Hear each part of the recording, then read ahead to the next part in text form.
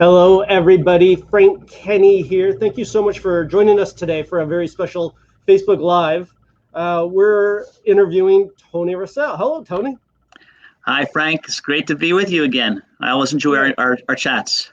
yeah, me too. Me too. I consider you one of the best in the business when it comes to membership. And boy, you've taken on to write a book. What a project. It's been a year-long project, and I've enjoyed it. But if you're trying to do a full-time job and write a book at the same time, I found it doesn't work too well. So if you can find a way to break away from your work, it really helps a lot. I was not able to do that. That's good advice. For those of you watching, I'd love to know where you're watching from, what chamber you're with. Please put that in the comments. And if you have any questions for Tony as we get into this. Tony, would you mind doing a bit of a self-introduction so people can understand who you are? Sure. So Tony Rossell, I'm a vice president with Marketing General Incorporated. And all of our work is really around membership organizations. We help membership organizations get members, keep members, and grow their membership. So that's our focus. I've been doing this for 30 years. So I thought it was about time to try to capture some of these ideas and the thoughts and interactions and that I've had with people and put them down someplace and in a book. So that was kind of the inspiration of trying to capture what I've learned over 30 years and share it with others. Fantastic. And I see that we have people chiming in from Hilliard. So hello, Libby, Sheridan, Wyoming, Massachusetts, Minnesota. Who else is watching? Clackamas, Oregon, Albert Lee, Minnesota, I assume. We're going to have people from Canada and the United States watching this here, Tony. Wonderful. So for those that don't know, Tony, he's kind of modest in his position in the industry and experience and things of that nature. He's been a speaker a couple of times in our annual Chamber Pros online conference. He's the best I know. There's a lot of other people in the industry, I'm sure, that you've met and have gone through over the past 30 years that you've been helping chambers, associations, membership organizations grow. But and now you've written a book. That's a big deal. So thank you for taking all that knowledge and all that work you've been doing for 30 years to help membership organizations. Now it's in, what is it? Is an Amazon book, right? They can download this. It's on Amazon. Let me show you a picture so we can get that out of the way. It's called Membership Recruitment, and the long title is Membership Recruitment: How to Grow Recurring Revenue, Reach New Markets, and Advance Your Mission. And that's really fundamentally what membership is about. It's about getting that continuity of annuity value of membership going so that you have a lifetime value stream. It's about reaching new markets, getting new people in who hadn't been connected with you before. And fundamentally, for chambers, for associations, for nonprofits, it's really about accomplishing that mission. That's the heart of it. We want to achieve the mission that our organization is really driven by, and membership is the engine very, very frequently behind that mission. Fantastic. And for those of you watching, as you're listening to Tony, really listen for words like he uses lifetime value and recurring revenue and things of this nature. That we are so blessed to have a membership-based model because it creates this foundation. And well, let's just jump into your book here, unless you want to add anything to your introduction or what we've covered so far. No, but I will say, Frank, it's always great talking to you because my sentiments are reflected also towards you. Your work with chambers and your work with membership is outstanding, and it's been just great getting to know you and interact with you and see the content and the way you're serving this community. No, thank you. It's a pleasure. All right. So what motivated you to put in all these hours? I mean, you're working a full-time job, plus you're writing a book. Why did you do it, Tony? And you probably experienced this too. I have met such wonderful people in membership organizations. There's people who are committed. They're doing hard work. They're doing the best they can to grow their membership. So a lot of my motivation was to capture what I've learned and share it. And so that was huge. The other thing is that I have a real commitment to membership organizations. Again, whatever type it is, chambers are really serving businesses, helping them sustain themselves through this hard time. They're helping them, businesses, to grow. Many of my clients are professional associations. And so my goal was really to help organizations like that run successful membership programs. And let me give you an example of one of my clients. One of my clients is the American Nurses Association.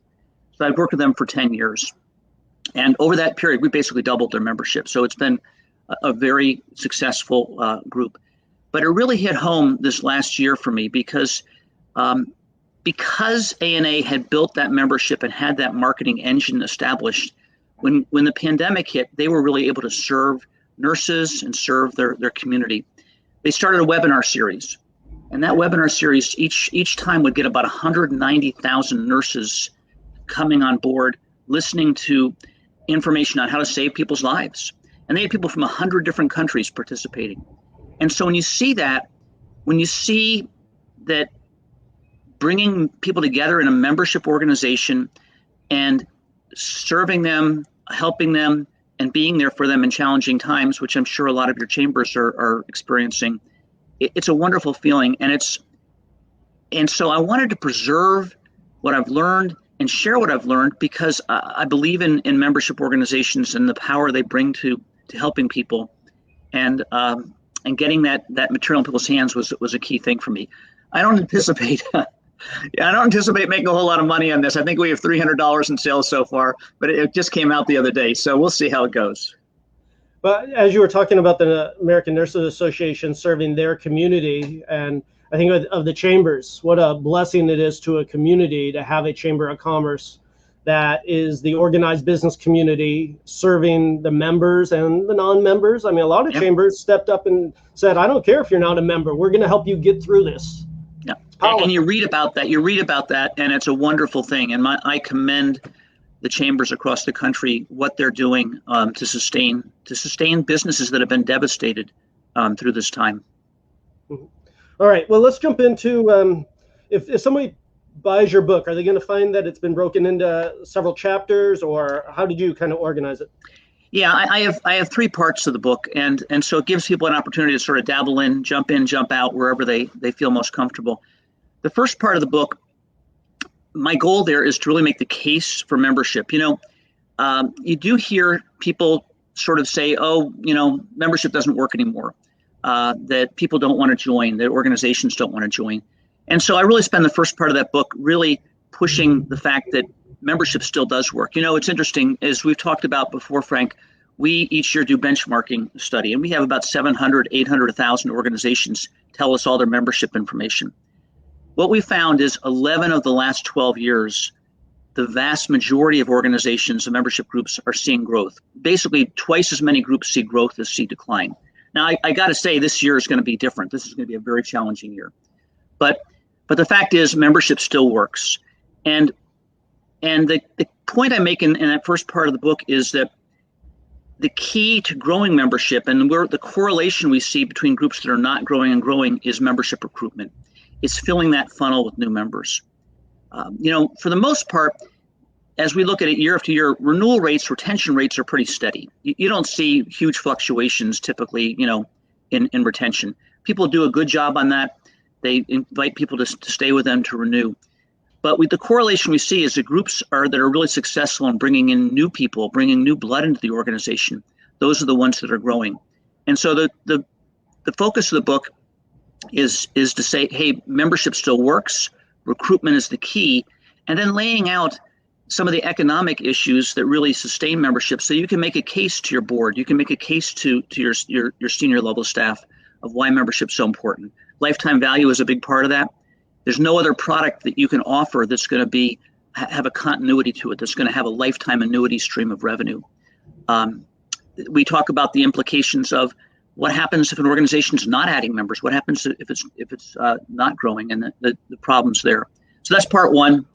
Part two is really the mechanics of running a really good recruitment program, and we can talk more about it. But there's 5 real pillars that we see in getting that membership program up and running and having it be successful that I've seen over 30 years of work.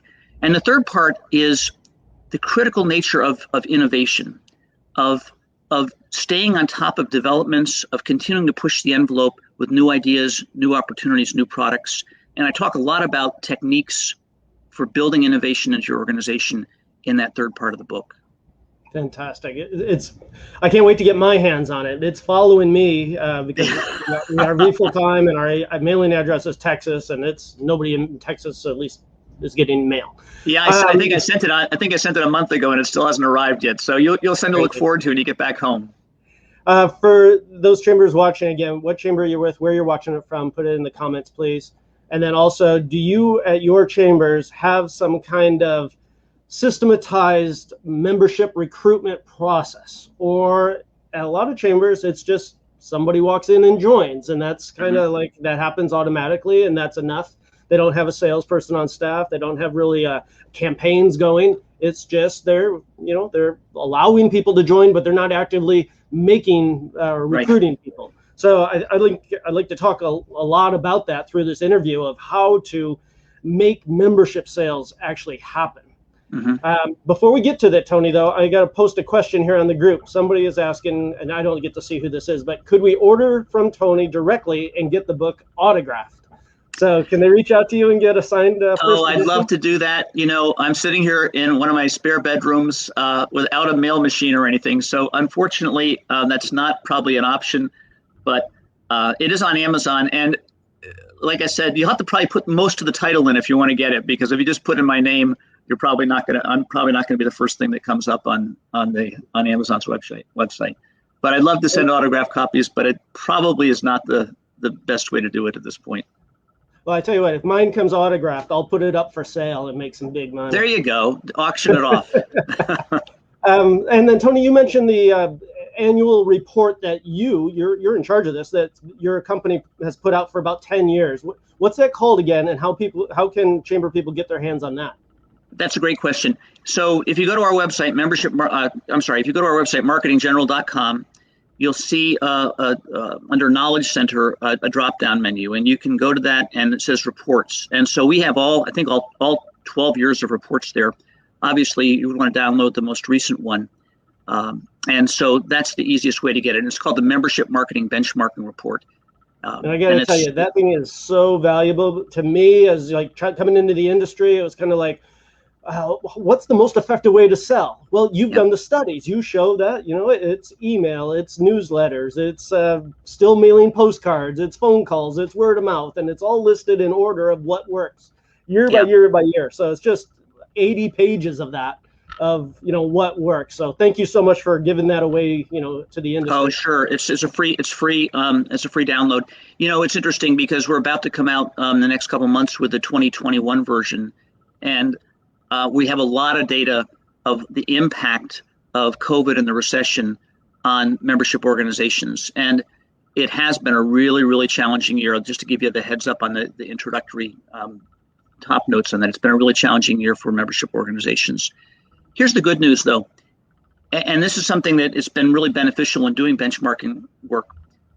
What we've seen over the years is that after a disruption like the 2008, 2009 Great Recession, typically, and what we saw very strongly coming out of that was there's a huge rebound in membership. So there's good news ahead. Some of the best years for new member input for recruitment came right after that Great Recession. And I think part of it is people realize, hey, I need a community, I need a network, I need support, I need professional development, I need skill development. And so people are seeking that community and seeking that help. So my theory and my thought is that 2021 is going to see a nice rebound in membership for organizations. People have felt the needs and felt the lack of that connection and lack of that community, and are going to be seeking it out. Interesting. I think you're right. I think they're going to see a definite rebound.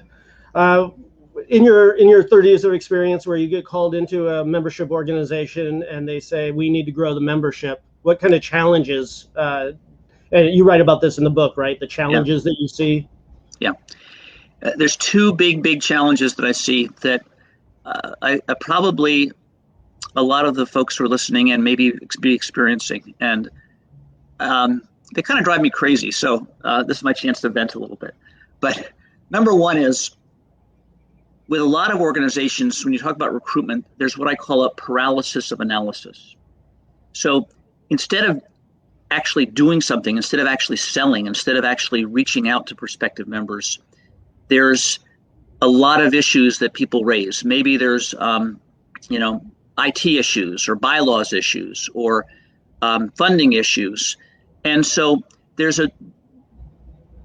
recruitment doesn't take place at an aggressive level. Let me tell you a quick story. One of my friends took a job with a membership organization, and I'd love to do some work with him. He called me in, and he said, I said, so what's the plan?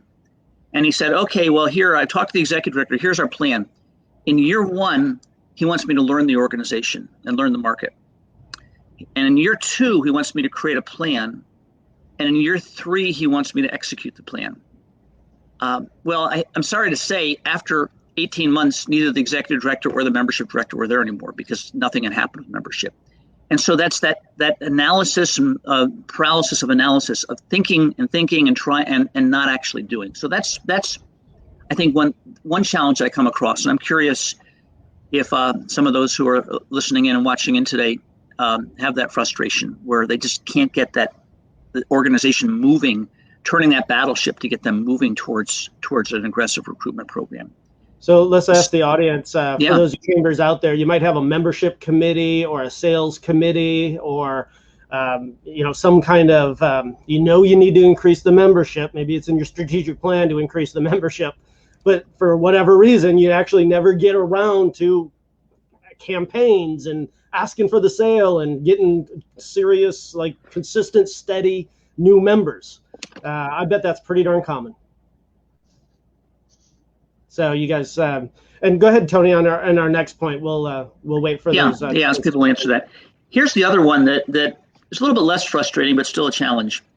And that is a board or leadership will sometimes set a goal and they'll say, okay, in 5 years, by 2025, I want to have 5,000 members, or by 2025, I want to have 2,500 members.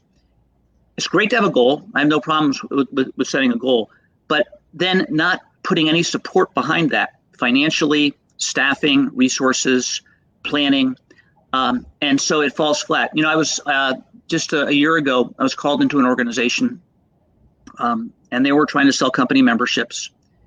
And the board had said, hey, we have 3,700 companies now. We want to get up to 4,500. And so that's our goal. That's our vision. 1 year, we're going to do that. And what they found is their membership actually went down by 100. And so they called me in and said, what's wrong? Why didn't this happen? And I said, well, what did you do? And they said, well, we didn't do anything. I said, well, it's great to have these aspirational goals. It's great to say, hey, we're going to grow membership. We're going to achieve this. But not putting behind that the staff, the resources, the funding, the expertise, the knowledge, it's not going to happen. It just doesn't happen. And you've all heard the line, if every member gets another member, we'll double our membership. Well, even that has to have planning and staff and money behind it. So those are the two things that I really find challenging, Frank, in getting things started, is that paralysis of analysis or these aspirational goals that don't have anything behind them to support them. So for you chambers watching this, have you had it to where the board says, all right, we're going to, increase membership by 25%. And then they either don't support you in doing that with a staff person that knows how to sell or digital marketing so that you can use marketing automation, or maybe the board says, oh yeah, we'll call people and we'll recruit 10 people each. It'll be easy. And of course they never do it. So it can be really frustrating on staff, can't it, Tony? Yeah, it is. It is frustrating, and those, it's sad because there's a lot of value that these membership organizations have, incredible value. And one of the things the example I use is not having those efforts for recruitment is it's kind of like working all day long to have to cook and create a wonderful meal for a dinner party. And so you have it all done, and there's the appetizers, there's the main course, there's the wines, everything's all set. And then you realize, oh, I forgot to invite my guests. And that's kind of what I find with membership organizations. They've created wonderful value. There's content, there's resources, there's ways to help organizations. But because they don't execute that recruitment, they're not bringing people in to access that. And and that's obviously a challenge. And so those two impediments are the things that I see holding back, that process of getting that recruitment effort going. Okay. Well, let's shift gears and talk about that. But first, I just want to share this little comment here. Ordered on Amazon, coming tomorrow. So you've now made $310, Tony. There we go. Yeah, it's a labor of love. I don't know if you know Chris Mead from ACCE. Have you ever came across him, Tony? I have not, no. He wrote the book, The History of Chambers, hundreds of pages long, 7 years of research, 2 hours every morning for 7 years or whatever. Yeah. He didn't make any money from that. It's just a labor of love. And same with you. It is. And that's my motivation.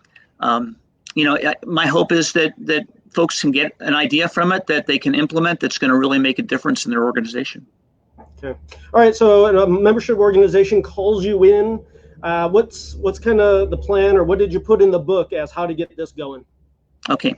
So once we've overcome that impediment of this aspirational goal or, this paralysis of analysis, really a plan needs to be, you need to have a plan, and it's good to have a goal. So I'm not saying that that's not the case. In fact, it's interesting. Philip Kotler, who's a well-known marketing author and professor, he says, an awful lot of organizations can get their marketing plan onto one piece of paper. And I'm an advocate of that. It doesn't need to be a book. It doesn't need to be an encyclopedia. It can be a pretty simple document that lays out where you want to go and what the key components are for that. And there's basically 5 pillars. And I'll walk you through those 5 pillars that need to be part of the plan. But fundamentally, one of the things I'm a big advocate for is a concept called ready, fire, aim. And again, that sort of speaks to just getting stuff going, trying some things, getting some feedback, and then learning from that, and then optimizing. But let me walk you through some of these pillars, Frank, and again, I want to keep it simple because the critical thing is do something. But number one is really focus on what's your target market? Who are you trying to reach? Is it geographically based? Is it industry based? Is it based on people you have had interaction with in your database and you're holding in your database? But the greatest marketing efforts ever created presented to the wrong person don't work. A not very good marketing effort presented to the right person has a chance of working. And so really focusing on who those best candidates are for membership and understanding who they are is really important. A technique in that is really building awareness. So a lot of people will use events or content to attract people to opt in, to opt into receiving information from you, and then you can be building that relationship. You can engage that individual, that company, that organization, and build that relationship. So number one is defining a target market. Who do you want to reach? And ideally getting those prospects into your database through a list acquisition, through a database acquisition, or through some kind of content offer to start that engagement. That's number one. Let me interrupt you just for a quick second. Yeah. For those of you watching, if you have questions for Tony as he goes through these things, I'll try to get him in front of Tony while we have him here. All right. So I loved what you said there is like, you might have the best marketing campaign in the world, but if you pitch it at the wrong person, it'll fall flat. Yeah. But if you have like something that's not all that great, but at least you get it in front of the right person, that can work. Yeah. So yeah. That's selling hot traffic versus cold traffic. I mean, if you try to sell somebody with no money, they can't buy. So. Right. Absolutely right. I mean, you don't want to sell, ice cream or to Eskimos or snowballs to Eskimos or whatever it might be. So that's number one. And in marketing, they have what they call a 40-40-20 rule. 40% of your response is driven by who you go to. 40% is what you offer, the offer you put in front of people, and 20% is the message. So number two is your offer or incentive. And here's a place where I get a lot of pushback from organizations and from people, but I'm gonna keep on saying what we found, and that is almost any company can join your chamber at any time. If they call you up and say, hey, I really want to join, here's my credit card, you'll take them. If you can join through the website, they can do that 24/7. So there's an inertia. There's not an urgency. People don't need to join today. And so a critical piece in recruitment efforts, when you're going to try to aggressively go out and recruit members, is having an incentive, is having some reason to act now. We found that one of the best incentives is a discount, for a new member discount. And people will say, well, if you give a discount, they won't renew. We've done longitudinal data analysis where we've done, some people received an offer of just join, full price. Some people got a discount. Obviously, the discount group did better on the front end. But we've looked at that at renewals and the number of members 2 years later, 3 years later, and groups that brought someone in on a discount still have more members and still have more revenue than the group that you tried to get with at full price. So whether it's a discount, whether it's a couple extra months for free, whether it's tickets to an event, whether it's a product savings, it's really important to really think through, what's the deal? What's the special incentive that I can offer to someone to act now? Because otherwise they can put off forever joining. It's interesting. You can't go into a store or be on a website or any place without some kind of a special offer being presented to you. And I always say to people, companies aren't doing sales and discounts because they like giving money away. Companies are doing it because it works. They know that it's going to incentivize people to make a decision, buying decision then and now. And so I get pushback. People are afraid of those sometimes, but I'm still a big advocate. And I think all the data I see says a properly defined special offer will empower better membership recruitment. And I'm going to talk through some analysis things a little bit later, because there's obviously some parameters and some boundaries on that. Well, I think you've made a huge point there, that if you can join today, tomorrow, next week, or next month, and everything about that is exactly the same, they'll procrastinate, because that's what people do. They don't like to spend money. They'll get to it later, and they never do. So you got to have some kind of scarcity, something that, like a bonus that will be taken away, or a discount that'll go away, or a discount they get if they act now. But without that, you're making it so hard. I think of mattress companies. They always have a President's Day sale. All of a sudden they decide that on that day that their mattress isn't comfortable. Right. They just need a reason to buy now. They get 10 or 20% off if they buy on President's Day weekend. And it just works. So chambers out there, what are you doing to make people purchase now? I know when I was running my chamber, when we were closing up the membership directory, and it was like final call, if you want to be in the directory, we'd get a flood of new members. And it was just that, I think. Exactly. Yeah, you're right on target with that. Yeah, I will be curious what people are trying and what they're finding successful, because that's where creativity comes in. There's always a different way of doing it, a different way of presenting it, and you see what works. And if it doesn't work, you get rid of it. And if it does work, you keep on doing it. It's okay to make a mistake, or it's okay to throw something against the wall that doesn't work? It sure is. And that's, I'll get to that fifth pillar, is testing and tracking and measuring and analysis, because if you're not doing that, you're sub-optimizing any marketing you're doing. Fantastic. All right, what's your third pillar? Number 3 is channels. It's basically thinking through how you're going to reach people, and what communication channels you're going to use. And here's the challenge I've seen of late.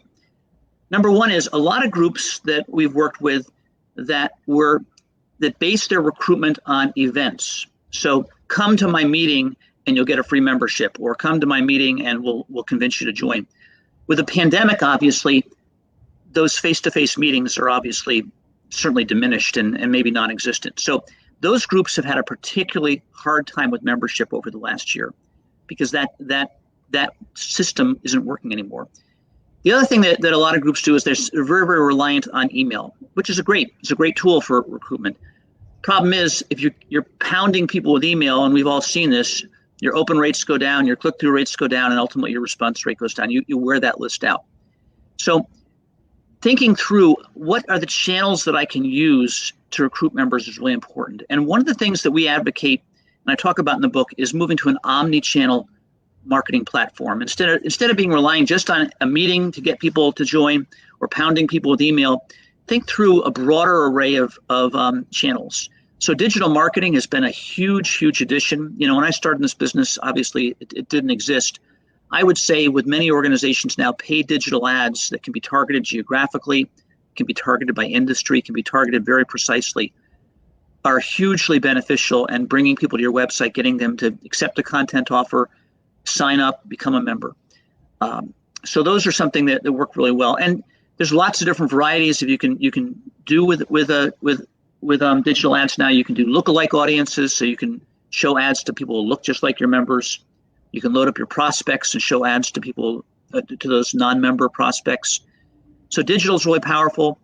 You know, telemarketing, personal sales, but thinking in terms of using multiple channels instead of just relying on a single channel is really important.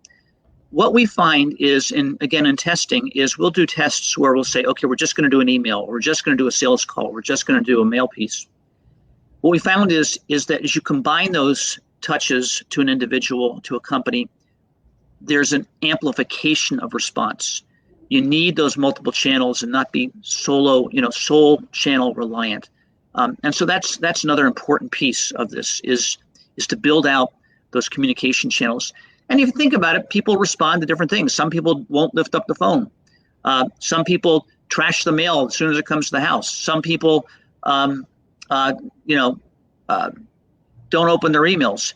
But if there's some way, if one of those ways works and you can get through to the person, then you have an opportunity to get a new member. I've seen studies from Facebook where they have done, their big expensive studies that if somebody gets an email on a product, plus they see the Facebook ad on the product, 1 + 1 doesn't equal 2, 1 + 1 = 3. You're absolutely right. There's something funny there about the human psychology that they're seeing it in multiple places, and with some scarcity and maybe a guarantee, now you got a sale. Well, the part of the issue is too, and we're contributing to it obviously, but life is, you've got to do these things. There's so much static out there that to get through your message through, it can't be just a solo effort. I meet with groups that say we do our membership campaign in January. I said, okay, well, what do you do in February, March, April, May? Oh, we're focused on keeping our members then. Well, it needs to be multiple channel, and it needs to be an ongoing effort. It can't just be something you do once a year. Maybe, and we only have you for a little while longer, so I don't want to ask too many questions here, but this one, not a lot of chambers are doing digital marketing. I think they look at it as an expense rather than a return on investment. But, you talk about lifetime value of a member. Heck, if you can recruit a $200 member, you spent $20-30 on your Facebook ads, but they're going to be a member for 3 years. You're getting $600 back for $30. Can you speak to that a little bit? Yeah, I certainly can. Well, first of all, I will say in the broader context, we're finding digital marketing is the cheapest way to get a member. And that would involve retargeting. Someone comes to your website for whatever purpose to find out about an event, to get a piece of information. Retargeting will continue to show them ads as they leave for the next 30 days or so. So, and the other thing about digital is properly set up, it's highly measurable and highly trackable. So you can see what ads people engaged in what ads and follow them all the way through if they can sign up online to that thank you page. So you can really calculate clean ROI on that with a properly set up program. So it might be $15 to get a $200 member. It might be $100 to get a $200 member. But then you can just run the economics and say, does that make sense for my organization? Generally speaking, people can spend a lot more to get a member than they think because they're going to be acquiring that lifetime value. They're going to be acquiring non-dues revenue of additional purchases, and they're going to be accessing that person as a volunteer, as a contributor, as a networker, as an advocate. So investing in recruitment is it's a long-term payout, but it's probably one of the best investments a membership organization can make. So for those of you watching, I'd love to know, have you ever computed what a lifetime value of your average member is? And I think that you'll find that it's a big number. It's 600, 800, 1,000, 2,000, or even more, because they stay a long time. And in the book, Frank, I have all the calculations to calculate lifetime value, to calculate steady state, to calculate maximum acquisition cost, to calculate renewal rate. So understanding those economic foundations and having the formula in front of you and an explanation of how it works, I think is a benefit to any membership organization. Fantastic. Good stuff. All right. So pillar number 4, creating messages on why a member should join. What's that about? I think that'll be valuable. Yeah. So that's really creating your value proposition, really understanding your value proposition. What motivates someone to write that check? What's the value that you're going to deliver that is so compelling to them that they have to make that decision? You can get that, you can uncover that certainly as you look at your own materials and look at your staff and look at the members you have. So you can do market research and try to understand what that is. One of the things I find though is just doing a test with a variety of value propositions or how you present that value proposition in emails and just see which one works best. What is that motivation? What causes someone to write a check? But really defining that value proposition is really critical. And then the other aspect on the whole messaging side is being sure that in any marketing piece you have a clear call to action. A lot of times you'll see promotions and someone will go out with a promotion that says, our organization has been here since 1912. We serve members and give them this, and that. And there's not a strong offer to say do something now, and there's not a call to action that says act now. So always having that close, whether it's on the phone or an email or whatever, having that clean call to action is really important also. So you'd say that on pretty much all your marketing pieces, there should be some kind of call to action, because people really respond when you tell them what to do, they do it. Yeah, when someone gets any kind of communication, the first question is, what is this? And the second question is, what do they want me to do? We're pretty good at telling what this is, that, hey, here's all this stuff we can give you. We're not always as good at saying, hey, now here's what you need to do to access this, to get this. And a call to action can be very simple. I have a lot of sample call to actions in the book of what's worked well, both for membership organizations, but for all companies. Fantastic. Any questions for Tony? Go ahead and put that in the thread. Going into the future, testing, tracking, and analysis. Yeah, so you can't rest on your laurels, huh? No, well, there's a couple elements of that. First of all, in any marketing you do, it's important to test. We see huge variance in response to A versus B. So setting up A/B testing is really critical, whether it's an email, whether it's a phone script, whether it's a sales presentation. See what works, abandon what doesn't work, repackage and reuse what does work. So that's a fundamental of marketing that a lot of organizations struggle with, and because of that, they're suboptimizing that. And so you can test market segments, what segment is most responsive. You can test offers, what offer works the best. You can test what channel am I getting the best ROI on. You can test what message is working the most effectively. But building a test into every marketing effort you do is important. But jumping forward into the future, one of the things I've put in the book and really focused on is the importance of innovation and keeping things fresh. And so there's a lot of different tools for that innovation that I talk through. But a couple of them are, I think it's really important to get a big picture of the world. It's important to understand what's going on with other organizations and learning from them and gaining insight. So whether it's talking to other organizations, if it's talking to someone like with you, Frank, who's had experiences across the board with dozens and probably hundreds of chambers, getting someone who knows what's going on and getting their insight and their input, so you're not reinventing the wheel, is I think a critical part of innovation. The second thing that I'm finding is really important in innovation is and the two things I'm seeing working are, one is product line extension, and the second area is market expansion. So continually thinking, okay, how can I serve the market better? And we've talked about this in previous conversations. Henry Ford came out with the Model T, and everything had to be exactly the same. And someone said, "Hey, I'd like a different color." And he said, "You can have any color you want as long as it's black, because black paint dried faster." GM came out with a variety of colors, and that's where they started taking market share. A lot of us in our membership are locked into a black Ford membership that this is what it is, take it or leave it. And one of the things we found has worked really well is creating a tiered structure, a tiered membership. So one of the clients we have, for instance, is focused on the aviation industry, and they have aviation client organizations as companies as members. One of the things they did is they have a baseline membership, but what they did is on top of that, they created what they call a leadership council. And so you can join as a baseline member, but you can also pay between $10,000 and $50,000 to be on their leadership council. And in a couple of years, they got 100 members to upgrade or become part of that leadership council, and that's $1 million in revenue. So thinking in terms of, can I change my membership structure to make it more inviting? Is there a low level that can bring in people initially so I get them connected and I can upgrade them over time? So that's an innovation strategy. Another is market expansion. Thinking in terms of who else can I reach out to beyond the core market that I'm serving now.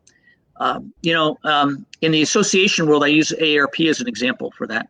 They started out as the National Retired Teachers Association. They had about 50,000 members. In the 1950s, they switched to the American Association for Retired People, and then they got a lot more members, and they lowered the age and got more and more members. There are 38 million members now. So thinking in terms of how can I reach new constituencies that I haven't tapped into before and provide value to them is another innovation strategy. The basic message is you can't just sit back and stay the same. You have to continue to change your product offerings, who you're serving, how you're reaching people. I just finished reading Thomas Edison's biography. You know how many experiments he did to find the right filament for the light bulb? Thousands, I'm guessing. 5,000. And so we need to bring that experimental mentality into our membership organization of trying stuff, that ready, fire, aim, trying something new, evaluating it, seeing if it works, and then moving on to something else. So part of the purpose of this book is to share with people, here's all the things people have tried. Some have worked, some haven't worked. Give it a try and see what will work with your organization. Here's a question that came in, Tony, and your experience might be able to help them.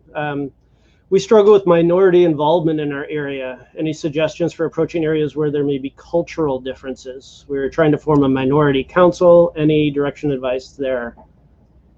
How do you? Yeah, that's a great question, and it's such an important question in our day and age of reaching different constituencies, whether it's women, people of color. Yeah, we've done a good deal of work in that. A couple things we've learned is that make sure that you display that diversity in any of the marketing initiatives you have is one thing. Also, trying to drill down on what the challenges are. One of the groups we work with is involved in certification of people, and as we've researched it, women we've had a challenge getting women to get certified. And one of the things we found is that there's a desire in women that came back in our research to have mentors and to study and work towards certification as a group, whereas men seem to be a little bit more lone wolf in that. So one of the things we're trying to do is create those mentor relationships and create those small group relationships. So that's something we're working with in improving the number of women participation. But I think those same things would work in other underrepresented groups that you can focus on. But I really commend you for that initiative. I think that's wonderful that you're focused on that. Excellent. Well, Tony, a couple things. How again can people get their hands on your brand new book? All right, so it's on Amazon. It's Kindle or paperback. It's called Membership Recruitment: How to Grow Your Recurring Revenue. You probably have to put most of that title in if you want to get it, because it doesn't show up right away on Amazon. But again, my hope is that you'll be able to take some nuggets out of that you can apply that will really help your organization to get more members. Great. And did I fail to ask you anything that you wanted to share today? No, I think you did a great job, and I really appreciate people listening in and watching. I hope you found it a help today. Well, it's amazing, Tony. You made so many killer points. I hope people go back and watch it again because there's nugget after nugget after nugget in there for Chambers. So take care. Be well. All right. Hey, thanks so much. Have a great day, everybody. Bye-bye, everybody.